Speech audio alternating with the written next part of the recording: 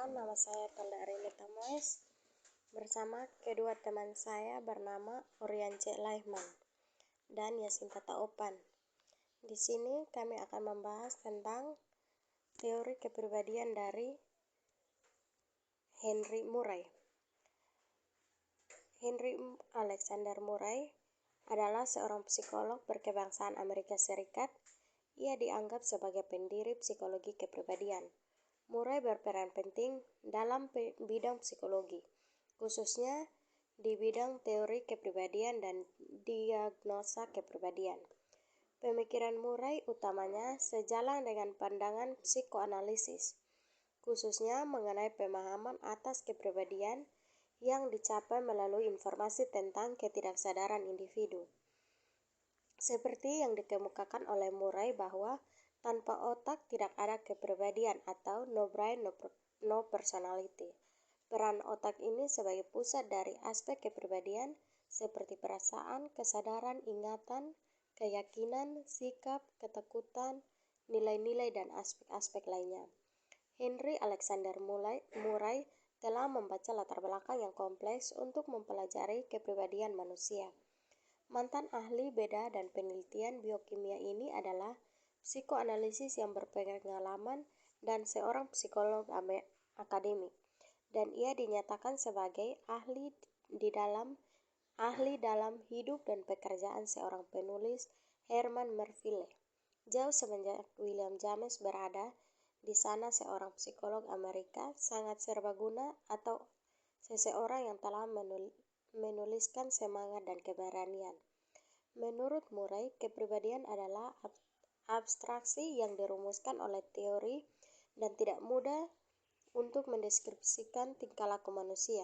Jadi, kepribadian dapat dirumuskan berdasarkan tingkah laku yang dapat diamati pada aktor, atau aktor itu belum dapat kita ambil kesimpulan dari apa yang dapat diamati.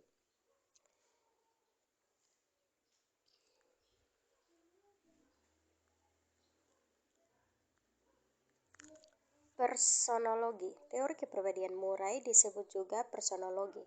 Dijelaskan dalam bukunya Explorations in Personality yang ditulis pada tahun 1938.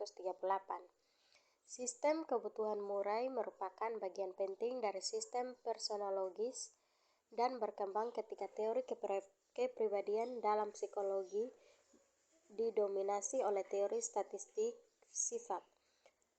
Personologi adalah pendekatan holistik yang mempelajari orang pada berbagai tingkat kompleksitas sekaligus tim penelitian interdisipliner. Menurut gagasan Murray, kepribadian individu berkembang secara dinamis ketika setiap orang merespon elemen-elemen kompleks dalam lingkungan spesifiknya. Murray memandang seluruh kehidupan seseorang sebagai satu kesatuan dan menunjukkan bahwa meskipun elemen tersebut dari keluarga seseorang dapat dipelajari melalui psikologi. Episode yang dipelajari ini memberikan gambaran yang tidak lengkap tentang keseluruhan unit kehidupan. Untuk menganalisis keseluruhan siklus hidup dengan tepat, Murray menyukai pendekatan naratif dalam mempelajari kepribadian, yaitu personologi. Sistem personologi telah digunakan sebagai pendekatan untuk berbagai disiplin ilmu, filsafat, humanisme, kimia, biologi, dan studi sosial dan budaya.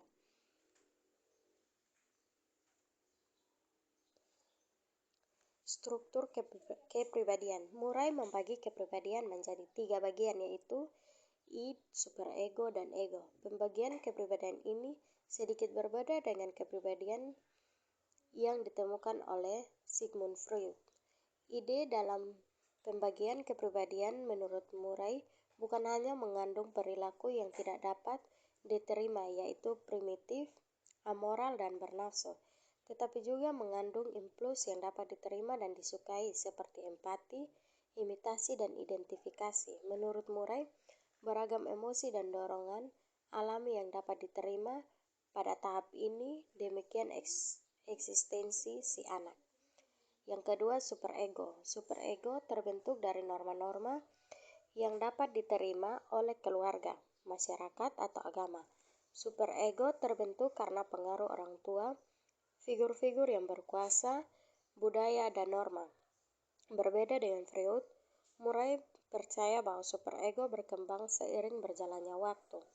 Di dalam superego terdapat ego ideal, yaitu moral atau perilaku ideal yang harus dimiliki dan diperjuangkan bersamaan dengan perkembangan superego. Ego ideal juga berkembang dan mengarahkan kita agar tahu apa yang perlu diperjuangkan sebagai tujuan jangka panjang. Ego ideal merupakan totalitas dari seluruh ambisi dan aspirasi yang memungkinkan kita menjadi yang terbaik sesuai potensi yang ada. Yang ketiga, ego. Ego adalah organisator sadar yang aktif mengatur perilaku kita. Ego secara sadar beralasan, berkehendak, dan memutuskan arah perilaku. Ego yang kuat bukan hanya menekan ide, tetapi juga memikirkan bagaimana tetap bisa mendapatkan kesenangan, tetapi dengan mengarahkannya impuls-impuls yang bisa diterima. Ego yang kuat dapat bertindak sebagai wasit antara ide dan superego, sehingga terjadi keharmonisan antara apa yang diinginkan ide dengan apa yang diinginkan masyarakat. Namun, ego yang lemah bisa jadi pilih kasih dan menyukai salah satu ide atau superego, atau membiarkan terjadinya konflik terus-menerus. Kemungkinan menimbulkan konflik antara ide dan superego memang ada. Namun Murray meyakinkan bahwa konflik tersebut bukanlah sesuatu yang tak bisa dihindari.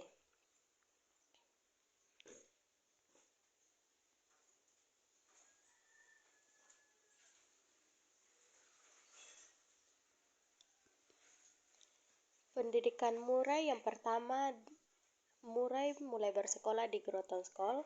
Pada beberapa tahun pertamanya di sekolah, ia dikenal sebagai penyendiri, namun Murray memiliki ketertarikan mengenai asal-usul kehidupan sehingga ia mulai mempelajari tentang sejarah. Di sekolah, ia aktif mengikuti kegiatan olahraga meskipun matanya juling. Murray bergabung dengan tim sepak bola di sekolahnya dengan posisi sebagai quarterback.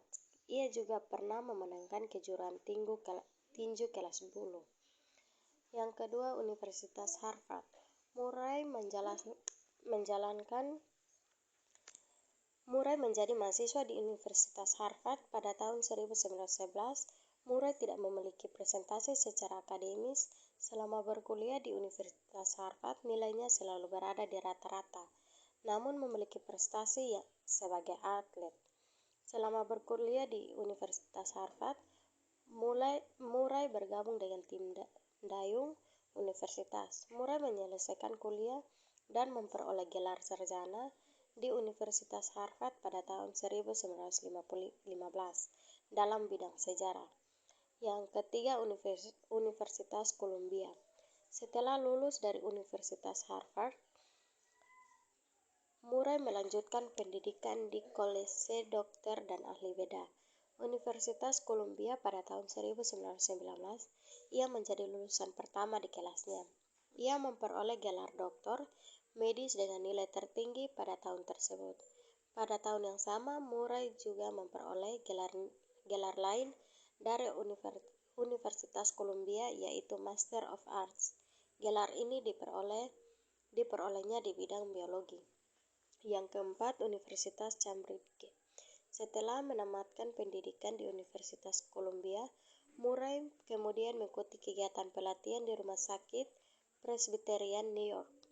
Selama pelatihan, ia pernah merawat calon Presiden Amerika Serikat saat itu, yaitu Franklin Delano Roosevelt.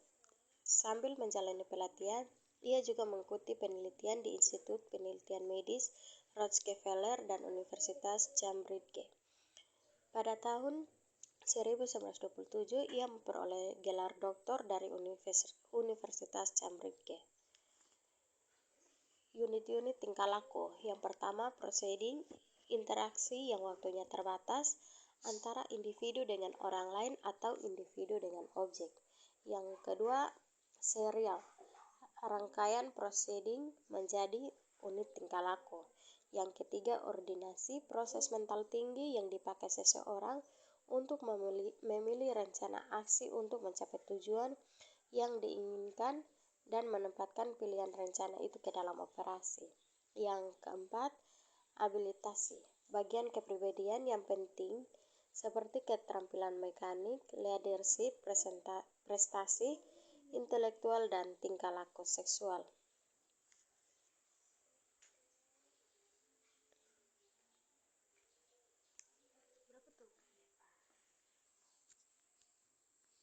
Dinamika kepribadian menurut Murray.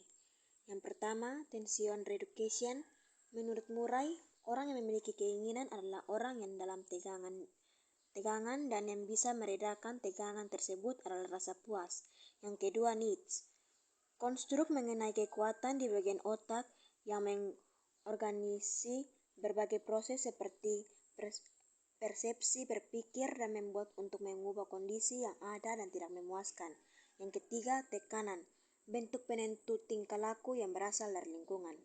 Yang berikut, perkembangan kepribadian. Yang pertama, kompleks klaustral, hidup di dalam kandung sangat aman, tenang, dan sangat bergantung, suatu kondisi yang sering kita harapkan untuk kita alami. Yang kedua, kompleks oral, terbagi menjadi 3 bagian, yaitu kompleks oral kasihan, kompleks oral agresif, dan kompleks oral penolakan. Yang ketiga, kompleks anal. Ada 2 jenis kompleks anal.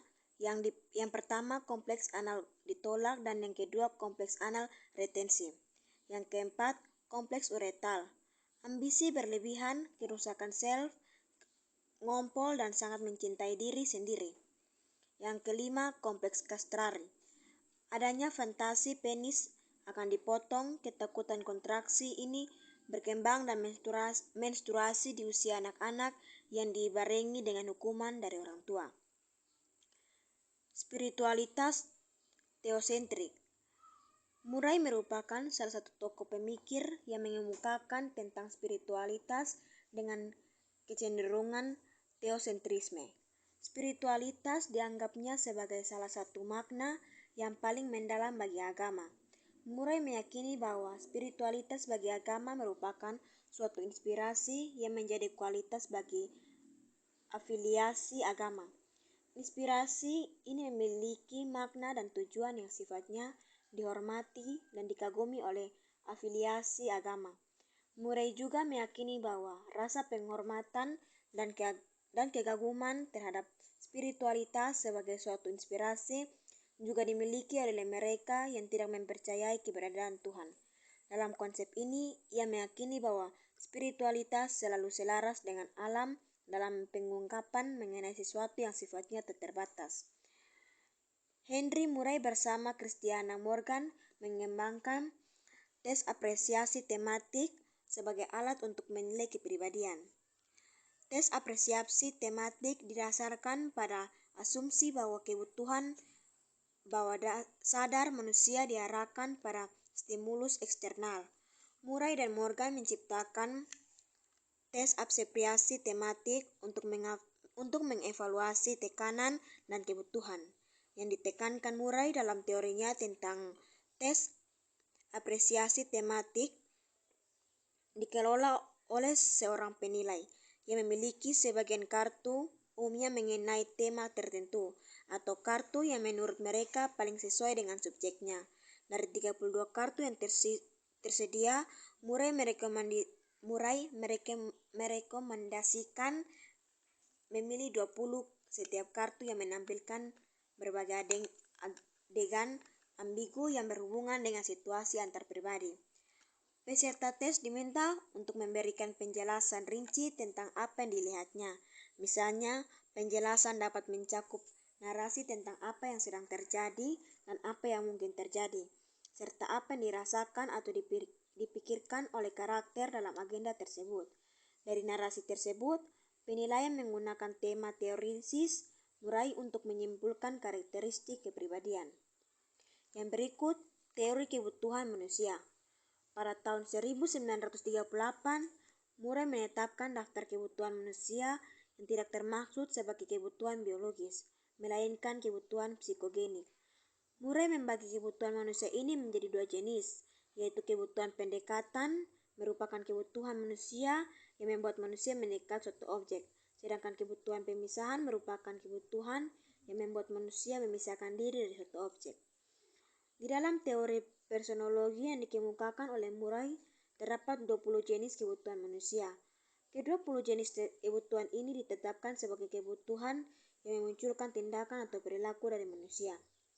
Ke-20 macam kebutuhan tersebut yaitu yang pertama, sikap merendah, yang kedua kebutuhan berprestasi, yang ketiga kebutuhan afiliasi, yang keempat kebutuhan agresi, yang kelima kebutuhan otonomi, yang keenam kebutuhan penghindaran kegagalan, yang ketujuh kebutuhan membela diri, yang kedelapan kebutuhan bersikap hormat, yang sembilan kebutuhan dominasi, 10 kebutuhan eksibisi, 11 kebutuhan menghindari kerusakan, 12 kebutuhan menghindari hal yang memalukan, 13 kebutuhan menolong, 14 kebutuhan ketertiban, 15 kebutuhan permainan, 16 kebutuhan penolakan, 17 kebutuhan merasakan, 18 kebutuhan seksual, 19 kebutuhan pertolongan, dan yang ke-20 kebutuhan pemahaman.